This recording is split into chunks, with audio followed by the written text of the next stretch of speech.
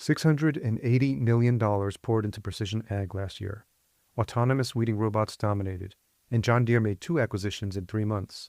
A food company, not an equipment maker, bought a robotics startup to protect its own supply chain. The deals are accelerating, the money is moving, and the winners are already separating from the pack. If you're investing, building, or buying in this space, you need the full picture before your competitors get it. The 2025 Precision Agriculture Intelligence Report from Agronews is now available. Get your copy today at agronews.com/precision. Welcome to another episode of AgTech Digest, your go-to source for the latest in agricultural technology. And this one is a little special. This is episode 100. 100 weeks of covering the people, the capital, and the ideas shaping the future of food and farming. Thank you for being here. Now, in today's episode, we're diving into the latest developments shaping the future of agriculture. We'll explore what's happening in global crop trait development and why breeding factories have replaced patents as the real competitive moat. Look at 2 9-figure deals closing in the same week and cover Corteva officially naming its genetics spinoff. We'll also dig into Vylor and BP scaling camelina for sustainable aviation fuel, satellite-driven regenerative farming, PepsiCo's fertilizer decarbonization move, early-stage cattle tech funding, and vertical farming going global. There's a lot to cover, so let's get started. Taking a look at contents of this week, it can be said that it was heavy on deal-making. FMC and SKK Holdings each closed 9-figure transactions. Suterra bolstered its biologicals portfolio, and Vylor partnered with BIK to scale camelina for sustainable fuels. Corteva gave its genetics spinoff a name, Vylor, as the fourth quarter separation draws closer. Even PepsiCo made a sneakily quiet but notable move into fertilizer decarbonization, and early-stage capital continued flowing into cattle tech and vertical farming. 10 stories worth your attention. This week's analysis covers global crop trait developments, and the central argument is that the crop trait industry has officially moved from the laboratory notebook to the factory floor. In this pivotal 2025 to 2026 landscape, physical breeding factories have replaced patents as the ultimate competitive moat, compressing decade-long development cycles into roughly 3 years. Between the high-stakes spin-off of genetics giant Vylor and a simultaneous surge of breakthrough resistance traits hitting global markets, the sector is disaggregating to unlock trapped value. Whether it's light-based, non-GMO technology bypassing regulatory complexity or infrastructure-rich firms outpacing the competition, the analysis explores 4 interconnected trends defining the new high-velocity architecture of global agriculture, and why investors and growers can no longer afford to look the other way.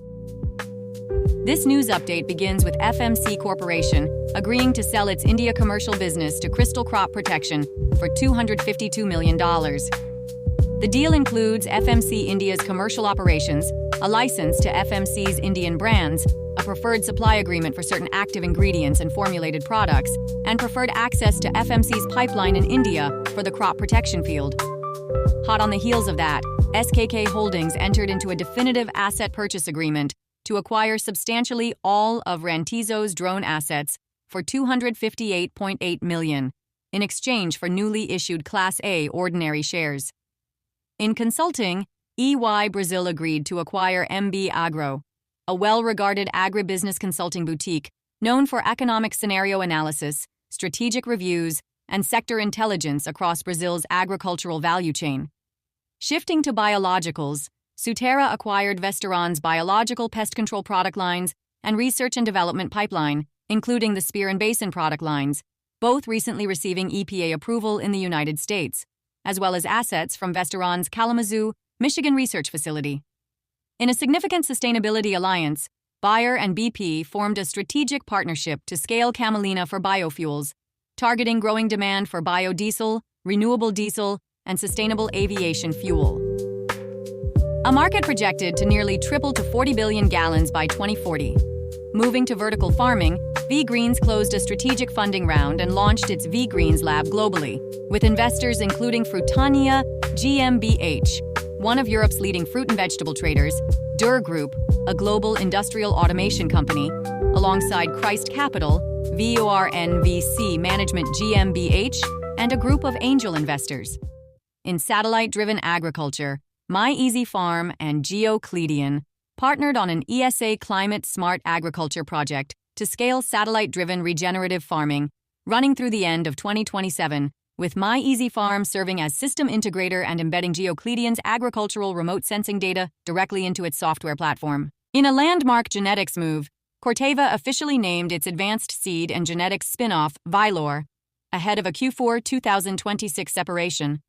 Vylor will hold more than 4,000 germplasm patents and over 2,000 biotechnology patents, with a pipeline spanning hybrid wheat, gene editing, multi-disease resistance corn, and next-generation biofuels. On the fertilizer decarbonization front, PepsiCo and TalusAg announced a low-carbon ammonia attribute agreement spanning PepsiCo's Europe, Sub-Saharan Africa, Asia-Pacific, and global teams, with broader collaboration extending to the U.S., and a proposed project in Blue Earth, Minnesota. Finally, as we close our new update, Cattler raised $2 million, led by homegrown capital, with participation from Grit Road Partners and additional AgTech investors to scale its AI-powered cattle operations platform across the Americas. The company is co-founded and led by CEO Ignacio Albornoz and is building the system of record for the beef industry.